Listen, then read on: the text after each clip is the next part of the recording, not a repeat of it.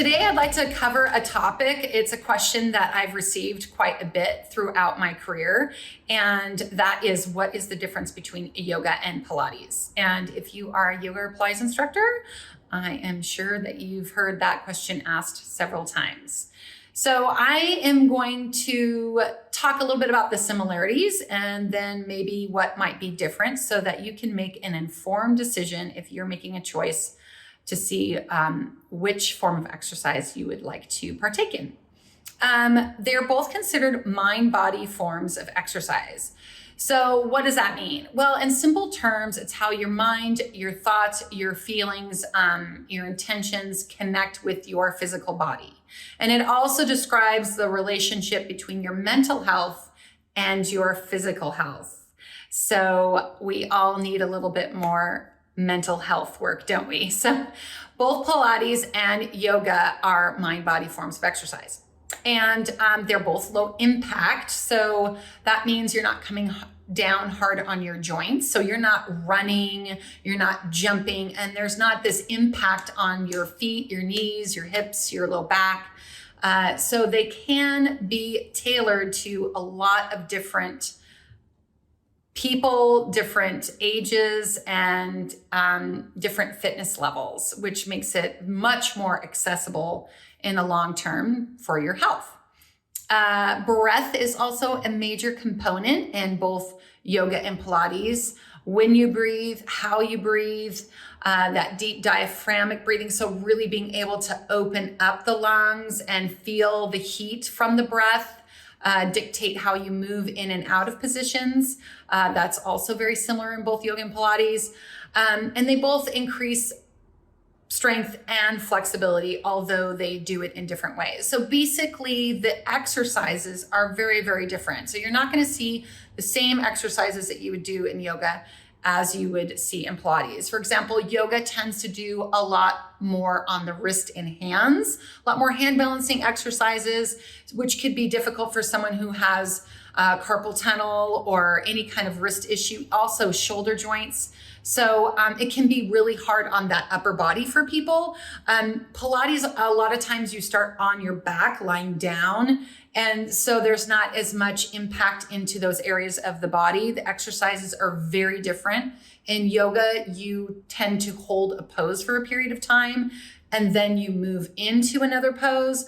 Whereas Pilates, you're kind of constantly moving. So there's not this stop, start kind of thing that might be happening. So I mentioned they both increase the strength and flexibility in different ways. And one of the other ways in which they do that is Pilates has this specialized Pilates equipment. I'm sitting on something here called a reformer tower. And it has probably over 500 different kinds of exercises you can do on it. It's got springs and straps and pulleys that will either assist you in the exercise or it might create resistance. So hence that creates a little bit more variety. People that might be struggling with injury or chronic pain, there's ways to alleviate some of those more impactful exercises and to reduce that strain on those joints.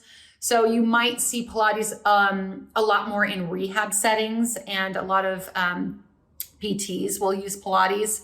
And so it has that rehab element as well.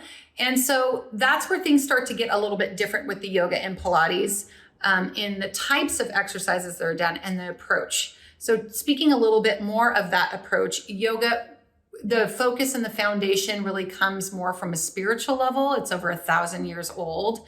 So it comes from a different foundation than Pilates. Joseph Pilates, who is the founder of Pilates, it's over 100 years old, and he was a sickly child. So he wanted to physically be better, and he actually did study yoga.